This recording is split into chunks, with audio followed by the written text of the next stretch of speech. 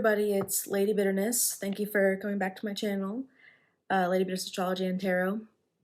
It's going to be my 6th episode, I think, of the Bitter Truth Weekly Forecast.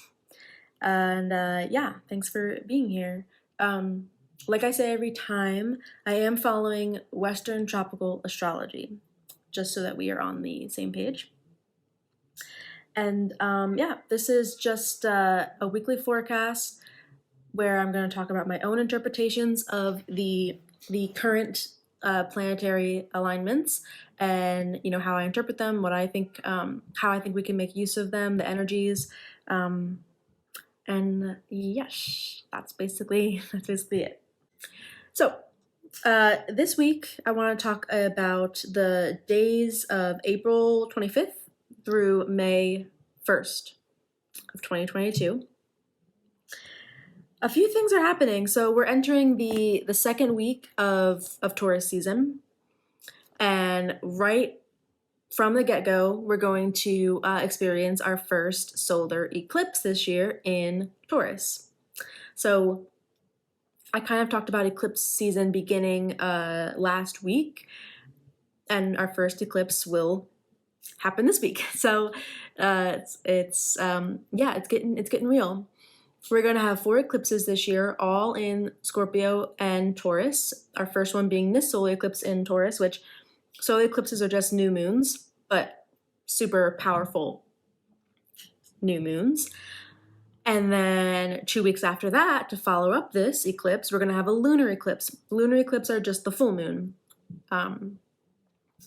phase, but of course a more potent one. So with that being said, let's talk a little bit about this solar eclipse, or some of the things that I think about it. So again, it's going to be in Taurus. We've talked about the sign of Taurus a little bit. It's a fixed earth sign, so it's very grounded, very practical, very simplistic, very much about valuing our resources, knowing our limitations, knowing our worth, and being able to say, like, okay, I know exactly how much energy I need to give to this. I'm not going to give any more.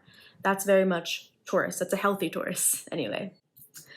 The thing about eclipses is that basically we're not going to get another eclipse season that's in Scorpio and Taurus for the next 9 years. And it's going to be 18 years before we see another eclipse season where the North Node is in Taurus. So that's what makes these lunar phases so potent and so important, is that it's really kind of the start of a 9-year cycle, if not 18 years of our lives and the lessons that we're about to learn. So in the same I guess respect, you can look back 9 years ago. 9 years ago, we were having eclipses with the North Node in Scorpio, and 18 years ago, we had eclipses with the North Node in Taurus. So these patterns may come up and reveal themselves every 9 to 18 years. So you can look back 9 years ago and see what was happening in your life. But this is the first one of this cycle and of this year. Just like with all new moons, the solar eclipse is not necessarily a time where the actual event takes place. Sometimes very much it could be life-changing things happening around us, but it's usually the seed that's being planted. It's just the beginnings of things, just the almost like the conception of something, right? We might not see it come to fruition until several months later, several weeks later, months, years later, right? It's just the beginning. And it's also, beginnings can also symbolize endings, right? So it can also be the intense event might be more of an ending rather than a visible beginning, even though that is what it ends up being, right? I hope that makes sense. Okay, so like I said, Taurus is essentially about managing our resources. How I think that's going to affect us is there might be such a feeling of scarcity around us that we have to then learn how to better prioritize and value our own self-sufficiency. Things like this whole craze during the lockdowns of people making their own bread, or learning their own crafts, that kind of thing. Really getting good at being able to provide yourself with certain skill sets so that you don't have to outsource. That's going to be, I think, really critical about this turning point with the solar eclipse in Taurus, and these energies in Taurus, Uranus in Taurus as well, which is going to be pretty close to this eclipse. Uranus is about autonomy, right? We've talked about this. So it's very much about being self-sufficient. And I think that that's going to really increase like our need to be able to not outsource so many things. So growing our own food, making our own bread, crafting kind of things. Taurus is very much about crafting. Making our own money. Though that's where the cryptocurrency craze is happening right now. I think it's really tied to this Taurian energy of whatever they say all the time, decentralizing the systems, right? Making it so that the individual has more autonomy over, again, their resources. We keep going back to the same thing over and over. So Taurus is also very concerned with security, right? So when we have eclipses, we can see kind of changes and shakeups specifically to our sense of security in this case because of Taurus. So therefore, a big part of this eclipse season is going to be about the concept of quality over quantity. And yet again, how can we simplify our lives so that we have more control over what's going on, so that we have more control over our time, our money, our energy levels, all of these things. Like, how can we better support ourselves, right? That's what it comes down to. And how can we decrease the amount that we overly rely and depend on things to our own detriment, right? That it's not to say that we don't need anybody, we don't need to rely on anything. Of course we do, but it's about pinpointing where that over reliance is, where you're actually hindering yourself by not being able to do it on your own.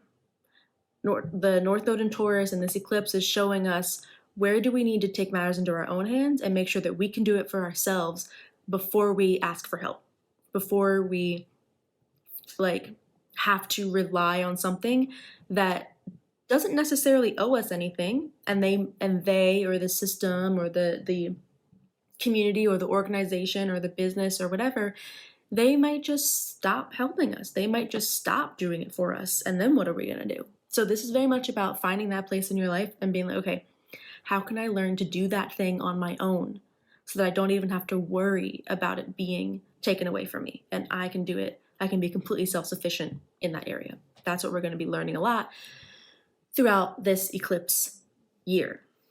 Now, a lot of astrologers will recommend, and I the same, don't necessarily, usually new moons, you can go into it having like a certain kind of intention, but eclipses are so much more, again, potent and a little bit more out of our scope. So we kind of have to let the dust fall, let the pieces fall into place, and then make our intentions, then act on kind of the reality that we've been placed in a little bit. You don't want to try to take too much control over what's happening right now, because it might backfire on you, right? So you kind of have to let life reveal itself and then act accordingly.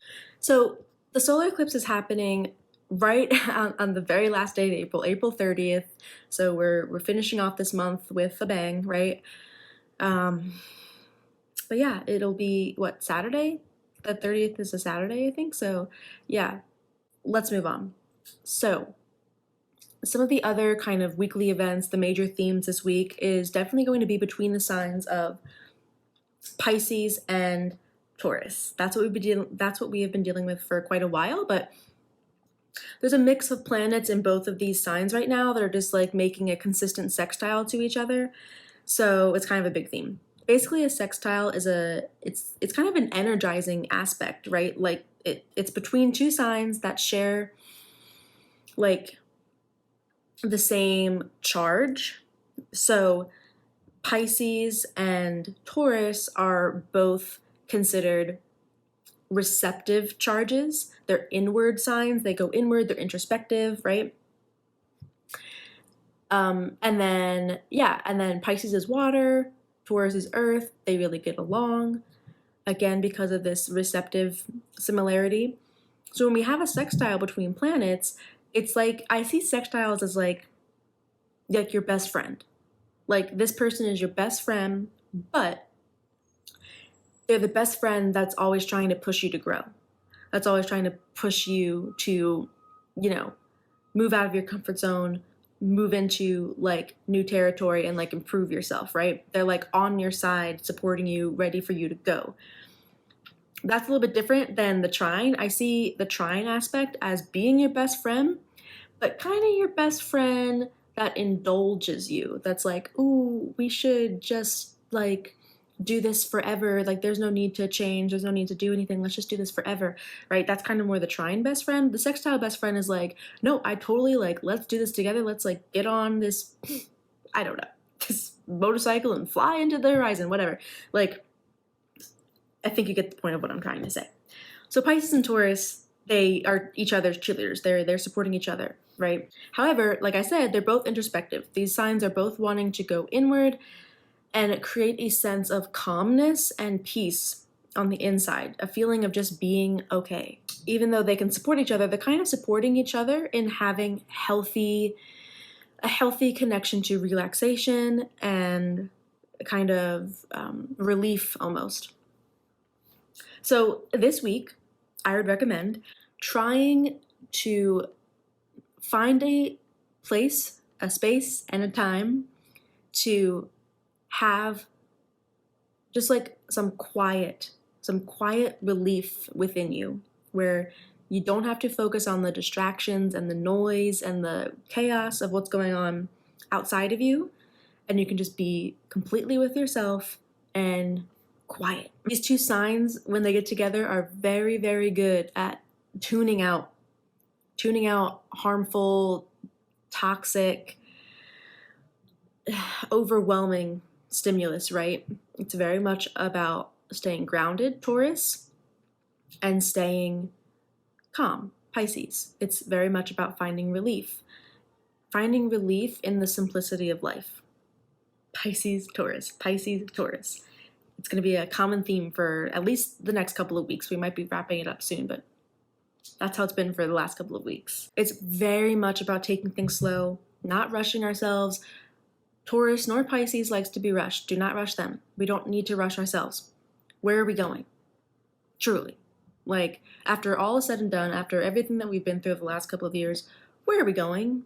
Take your time. Slow down. Like, the future is quite uncertain for many of us right now, and though that can be daunting, it also gives us permission to take it slow. Pisces is very much aware of the infinite oneness, right? Pisces is very much aware that we're all the same, and because we're all the same, we're all different, and all the differences lead back into the one, and every perspective is one perspective, and we're all united, blah, blah, blah, blah, right? That's what Pisces understands. And that's why Pisces can kind of exist without a sense of limited time, if that makes sense. Like, Pisces can really see time being infinite. Time being like not even a thing, not even real. And so that's what we can kind of give ourselves this week. Like, what would we do if there wasn't an endpoint? What would we do if there was just eternity, and we existed for all eternity? What would we do with our time then, when we weren't feeling rushed, when we weren't feeling like we have to make everything happen right now before it all ends, before it's all taken away, before it's all stopping? What would we do in that space when we're given infinite amount of time? That's Pisces and Taurus, really. That's what we can be focusing on this week. How can we, with all the craziness that we are experiencing, how can we give ourselves that ability to like slow down and be like, how can I at least just convince myself that I have all of the time in the world? And what am I going to do with that infinite amount of time? And how can I do that right now? Okay, so April 25th, we are going to see Mercury enter its shadow period. What does that mean? So, when a Mercury is about to retrograde, when any planet is about to retrograde, it enters shadow when it enters the degrees that it will eventually retrograde back to in the chart. So, I don't quite remember what exact degrees it will be, but on April 25th, Mercury will enter shadow. It's not going to actually retrograde until May 10th. So from the 25th until the 10th will be in shadow period. Then it'll retrograde from May 10th, I think, until like June 2nd. Don't quote me because I forget, but early June. And then there'll be another kind of 2-week long shadow period after that, where it'll go through all the same degrees again. So basically, shadow periods on either end of the retrograde season are whatever comes up this week, we're going to come back to it. We're going to have to review it during the retrograde. We're going to be reanalyzing, rethinking, addressing it again. So it's just good to know when Mercury enters shadow period, because you can know what things am I going to probably end up having to readdress, having to like re-edit, go back on, like rethink, rework my plan, my strategy, whatever. Yes. Then on April 26th, I say like the energy will last between April 26th to like April 30th this week. We're going to have Venus conjoin with both Neptune and Jupiter. First Neptune, and then it'll conjoin with Jupiter, and then it'll be sandwiched between the two of them for a little bit. So this aspect, I am really interested to see how this aspect plays out for most people. And of course myself, it's happening in my second house. Self-worth, personal finances, income, that kind of thing. So I'm very curious, but essentially, let's talk about maybe the good possibilities for this aspect. It could truly be gifts from the divine. Venus is very much about appreciation, evaluation, priority, preferences, happiness, love. Really great planet, right? In that sense. And so when it's in Pisces, it can be very spiritual, right? Very, very intangible gifts. It can be very intangible gifts. It can be unconditional love, whatever that means to you. It can be healing. It can be restorative. It can be imaginative. It can be artistic, right? So when it comes into a connection with Jupiter and Neptune, Jupiter is the planet of opportunities, gaining wisdom through experience.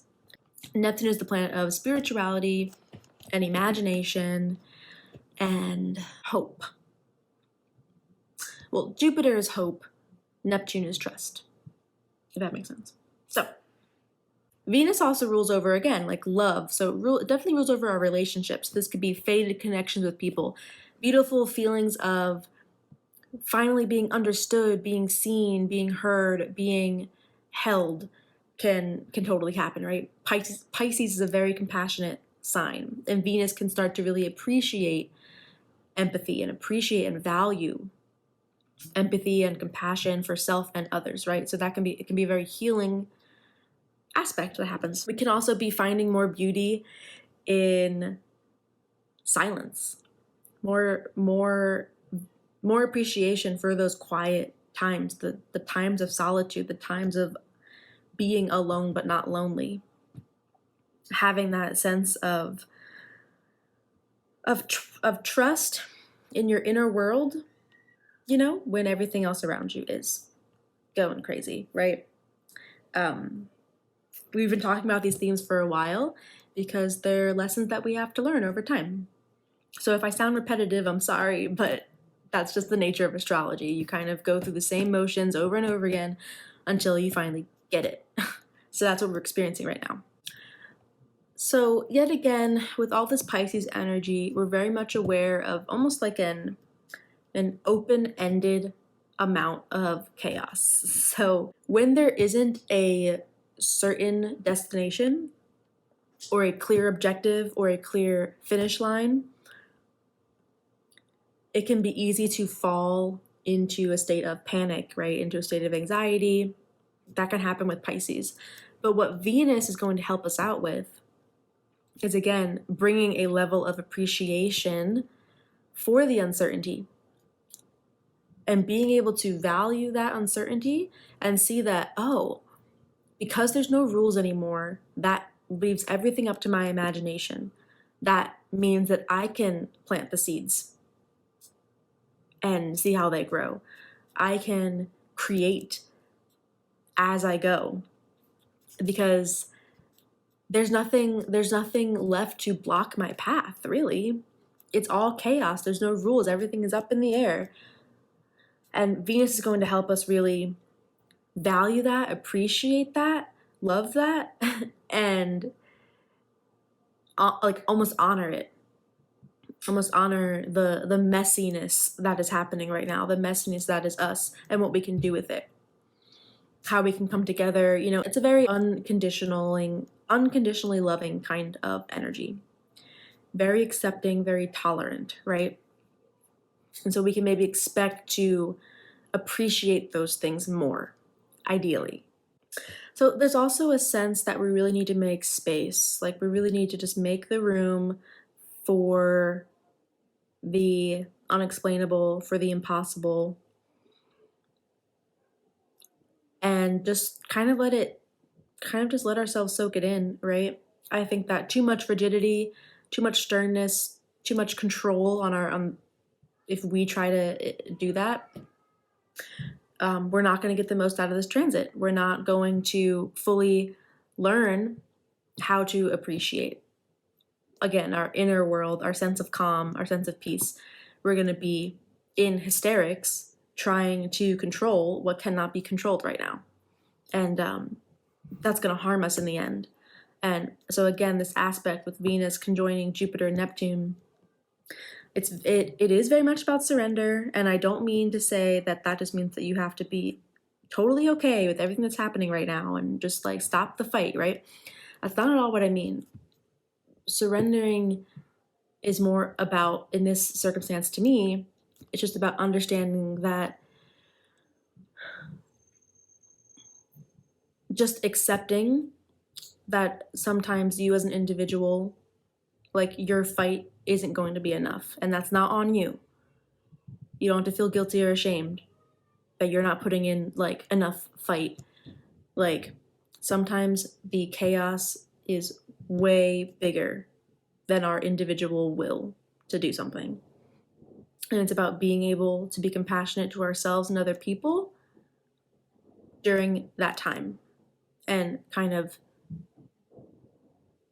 decrease the amount of judgment and shame that we put on ourselves and other people when we can't make our efforts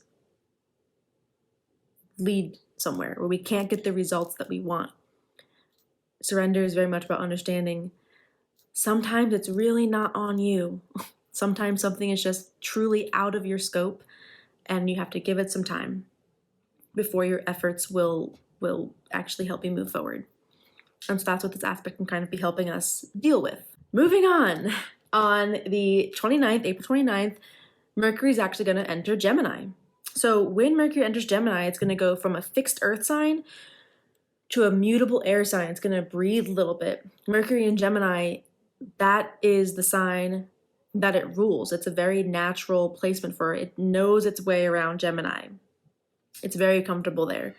And yeah, so the last couple of weeks, Mercury in Taurus has made us more capable of kind of thinking about things in a more practical way, right? Making sure, like, okay, I had this big like gust of energy with Mercury in Aries, and now I'm trying to make it work with Mercury in Taurus.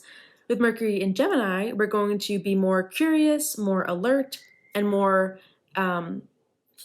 driven to collect new information, to gather new information that might help us that might be important to help us further along this idea or this conversation or this thing that's preoccupying our lives right now. So we will be experiencing a Mercury retrograde in Gemini this year. It'll start in Gemini on May 10th, and it'll retrograde back into Taurus later on in the month in May. So yes, but this is kind of the start of it. So I would expect us to, it's just gonna up our curiosity. It's gonna up our wanting to learn, take in information, hear different perspectives, hear different sides of things, and kind of open ourselves back up to different possibilities, different options, right? Like, what are our choices? We might be hit with some choices, some decisions that we have to make, and we kind of have to like see what all our options are. And then, of course, when the retrograde hits in the next couple of weeks, of course, I'll talk about that more. But when the retrograde hits, we'll then be kind of reviewing the new information, reviewing maybe some of the decisions that we've made or the conversations we've had. And yeah. So, but that kind of energy is starting this week. Last thing I want to talk about for this week, second week of Taurus season, is that our first planet is going to go retrograde. We have been having all the main planets, full on direct energy since the beginning of February, I think. So we've been going hard with direct energy, right? But now we are entering retrograde season, where one by one the planets will start to retrograde. And the first one that will retrograde even before Mercury is Pluto. Pluto will retrograde on April 29th. Now, Pluto is a very slow moving planet. So it's not going to end its retrograde until October of this year. So really, the rest of spring, all of summer, and most of fall, we're going to be dealing with this Pluto retrograde. What does it mean when a more slower moving planet retrogrades? It's obviously going to have a more like extended, kind of drawn out, slow impact on us, whereas the Mercury retrograde is much more like it takes more of effect because it happens so quickly, right?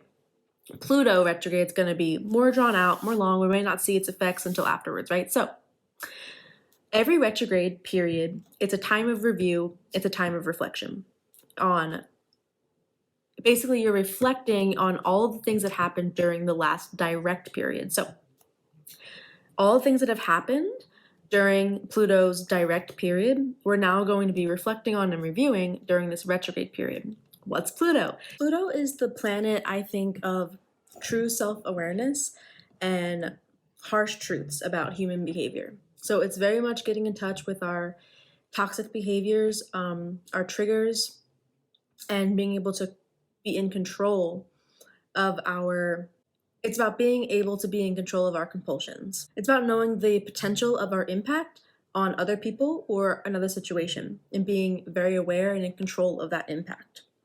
That is what power is. Pluto is often called the planet of power, but that's what I think that really boils down to.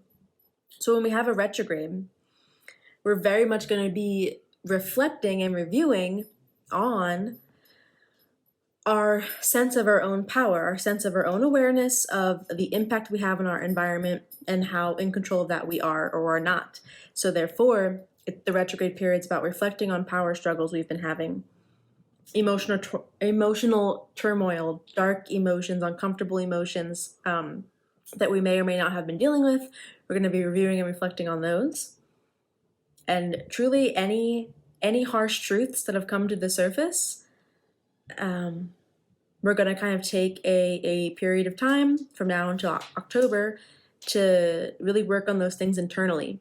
It's not to say that these things will slow down. It's not to say that all of a sudden, the thing or the person that has been abusing you will just stop abusing you or something like that. Like, that's not how astrology works, right? But it's more of, it'll just take a more introspective focus, and potentially certain things can slow down.